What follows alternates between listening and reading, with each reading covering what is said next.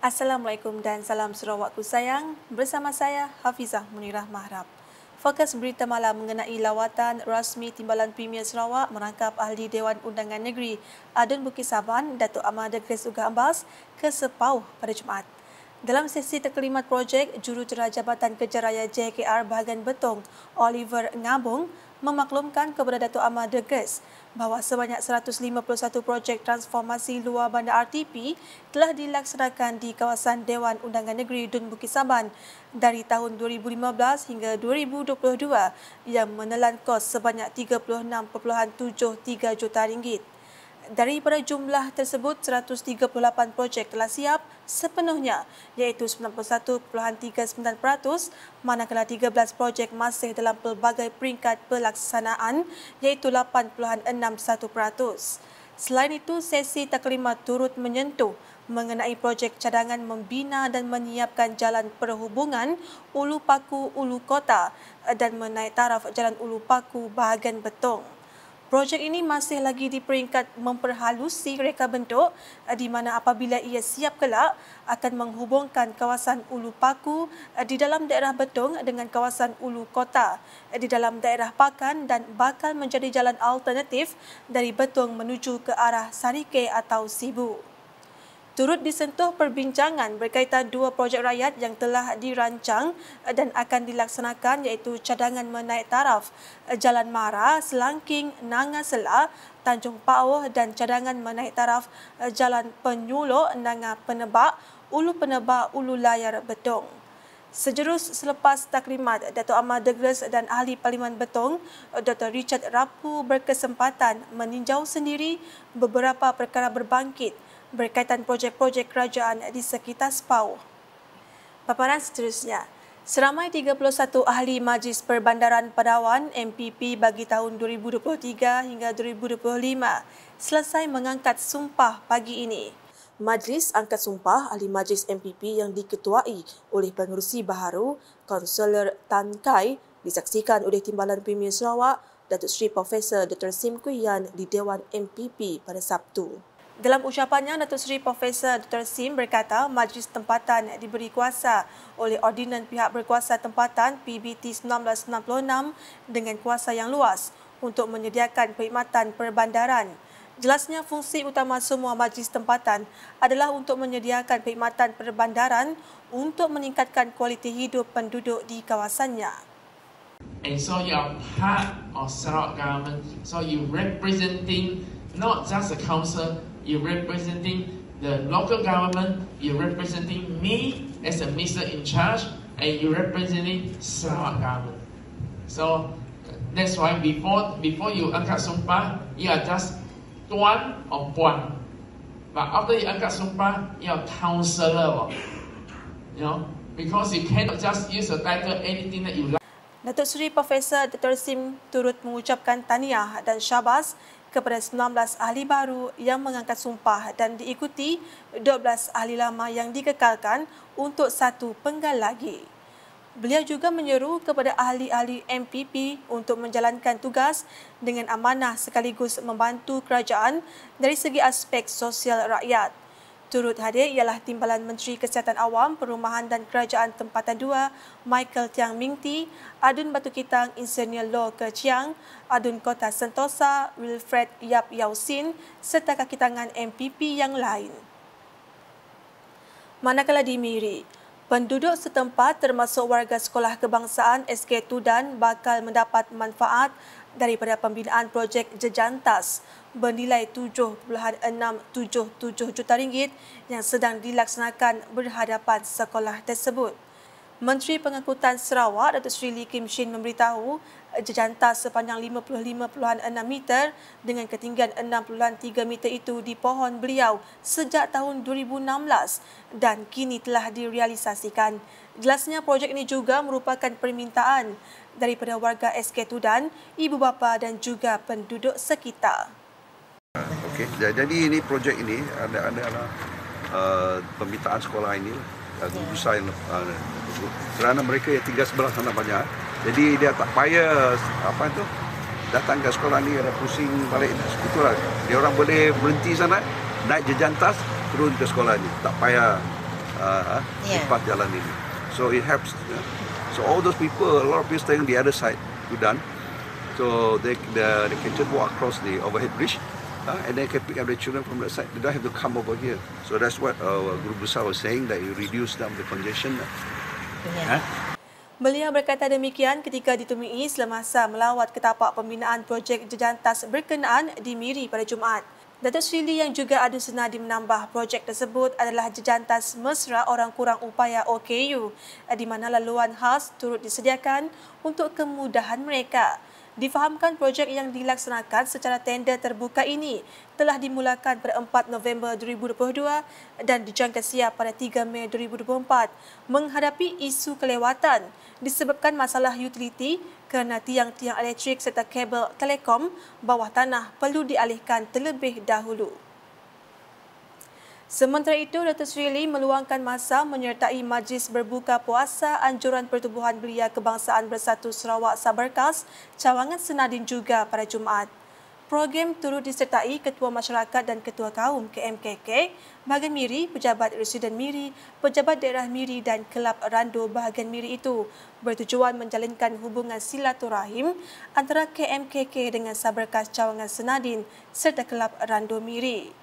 Dalam ucapan ringkas, Datuk Seri Lee merakamkan penghargaan kepada mantan Residen Bahagian Miri Abdul Aziz Muhammad Yusof yang bersara pada 31 Mac 2023 setelah berkhidmat selama lebih 38 tahun bersama kerajaan negeri. Beliau juga memuji Abdul Aziz atas usaha gigih dan kerjasamanya dengan agensi kerajaan lain dalam Jawatankuasa Pengurusan Bencana Bahagian Miri JPBB Miri menangani pandemik COVID-19 bermula 2020 sehingga menjadikan Bahagian Miri antara yang berjaya mencatatkan kadar kematian terendah di Sarawak. Dalam majlis sama turut disampaikan sijil penghargaan kepada 13 bekas ahli Jawatankuasa Saberkas Cawangan Senadin untuk sesi 2020 hingga 2022.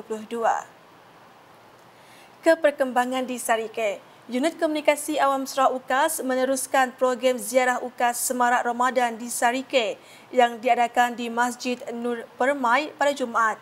Hadir menyempurnakan program tersebut, Timbalan Menteri Sumber Asli Alam Sekitar dan Perubahan Iklim merangkap Ahli Parlimen Sarike, Datuk Seri Huang Tiong Si. Dalam ucapannya, Datuk Seri Huang berkata, bulan Ramadan adalah bulan yang suci bagi umat Muslim dan ibadah puasa dapat melatih diri untuk menjadi individu yang lebih bertimbang rasa di samping melahirkan hati dan fikiran yang bersih dan positif. Bulan Ramadan adalah bulan yang suci bagi umat Muslim dan diwajibkan melakukan ibadat puasa. Saya berharap bulan Ramadan ini akan membawa banyak keinsafan kepada semua anda. Semoga ibadah ini dapat melatih diri untuk menjadi individu yang lebih bertimbang rasa di samping melahirkan hati dan pikiran yang bersih dan positif. Berucap lanjut, Adun Reput itu berkata sebanyak 1.2 juta ringgit peruntukan projek transformasi dua bandar RTP diluluskan bagi menaik taraf Masjid Nur Permai dari tahun 2019 hingga 2023. Justru beliau amat berterima kasih kepada Premier Sarawak, Datuk Patinggi Tan Sri Dr. Abang Abdul Rahman Zuhari Tun Datuk Abang Openg kerana sentiasa menghulurkan dana melalui RTP untuk menaik taraf kemudahan dan infrastruktur rumah ibadat terutama masjid. Masjid Nur Permai dalam mendapat kelulusan dana RTP semula ringgit Malaysia 1.200.000 saja. Dari tahun 2019 hingga tahun 2023. Dengan itu, saya ingin mengambil kesempatan ini untuk menyeluruh semua hadirin supaya menghargai jasa dan berterima kasih kepada Yang Amat Berhormat Premier Sarawak Datuk Patinggi Tan Sri Dr. Abang Haji Abdul Rahman Zuhari Bintun Dr. Abang Haji Openg. Premier Sarawak kerana sentiasa menghulurkan bantuan dana melalui RTP untuk menaik taraf kemudahan dan infrastruktur rumah ibadat terutama masjid. Terdahulu, Ketua Penolong Pengarah UKAS Anwar Hanafi Ardiman Shah berkata program yang dianjurkan di semua 12 bahagian negeri itu bertujuan menyemarakkan sambutan Ramadan di samping mengukuhkan silaturahim antara penduduk setempat dan UKAS. Jadi program untuk tuan-tuan dan puan-puan adalah merupakan program kemasyarakatan yang dianjurkan oleh UKAS Unit Komunikasi Awam Sarawak di bawah Jabatan Premier Sarawak untuk bermatlamat untuk menyemarakkan lagi sambutan bulan Ramadan. Di samping kita mengukuhkan lagi persaudaraan, keharmonian, perpaduan dan kerjasama di peringkat ahli komuniti, khususnya di kalangan kali ini di daerah Serikil.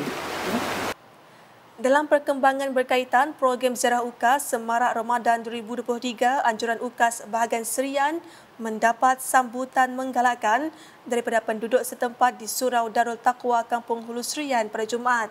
Majlis dimeriahkan lagi dengan kehadiran Adun Bukit Semuja, John Ilus bagi menyempurnakan program berkenaan. Berucap ringkas, beliau memberitahu kerjasama dan komitmen UKAS dalam pelaporan tentang aktiviti pembangunan serta program yang beliau anjurkan di kawasannya amat beliau hargai. Sementara itu, Pegawai Tadbir Khas UKAS, Datuk Takun Sunggah, yang turut hadir bagi mewakili pengarah UKAS Samuel Simon berkata, program Ziarah UKAS Semarak Ramadan 2023 merupakan platform untuk jabatan dan agensi kerajaan menyantuni rakyat setempat. Jelasnya setiap program tersebut yang dilaksanakan oleh Adun, Ahli Parlimen, jabatan dan agensi kerajaan akan dilibatkan sama di kawasan berkenaan. Beliau juga berharap program Ziarah UKAS dapat mengeratkan lagi silaturahim antara penduduk setempat dan jabatan kerajaan di samping mengetahui peranan dan tugas jabatan kerajaan dengan lebih dekat. Dalam program sama, John Ilus turut menyampaikan sumbangan baku makanan kepada 30 penerima dan memaklumkan dana RM500,000 telah diperuntukkan untuk pembinaan sistem perparitan di kawasan Kampung Hulu Serian. Di Seri Aman pula, dengan Parti Rakyat Bersatu Sarawak SUPP mengadakan perkhidmatan mobile service TUYU di dua tempat berasingan secara serentak di sekitar Bandar Simanggang pada Jumaat. Lokasi perkhidmatan pertama dijalankan di Causeway Bay Cafe, kedai RPR yang dikendalikan oleh Pergerakan Wanita SUPP Cawangan Simanggang. Manakala lokasi kedua di Bigfoot Cafe, Jalan Durian yang dikendalikan oleh Pergerakan Pemuda SUPP Cawangan Simanggang. Timbalan Menteri Pendidikan, Inovasi dan Pembangunan Bakat Sarawak merangkap penasihat SUPP Cawangan Lingga, Datuk Francis Hardan Hollis, turut berada di lokasi pertama bagi menyantuni penduduk yang berkunjung sambil mendengar permasalahan yang dilaporkan. Dalam masa sama, Adun Simanggang itu turut meluangkan masa melawat ke rumah kediaman penduduk yang dilaporkan menghadapi masalah lantai yang telah buruk dan perlu dibaiki segera. Untuk rekod, perkhidmatan mobile service TUYU menjadi platform kepada penduduk di bandar dan luar bandar membuat permohonan mengenai masalah yang dialami mereka seperti menaik taraf jalan utama, tangki air, membaik pulih rumah, memohon bantuan kebajikan, masalah dokumen pengenalan diri dan sebagainya. SUPP menjadikan program berkenaan sebagai sebahagian daripada aktiviti parti dalam usaha membantu permasalahan rakyat. Sekian edisi malam bersama saya, Hafizah Munirah. Berita lebih lanjut boleh didapati di semua platform media sosial UKAS, termasuk portal ukas.sarawak.gov.my dan UKAS Channel di YouTube. Sebelum mengakhiri Buletin UKAS, saksikan program pengagihan bubur lambuk sempena ulang tahun UTS ke-10 di Surau Darul Islam Sibu, Jalan Bandung pada Khamis. #menyebar fakta, salam UKAS.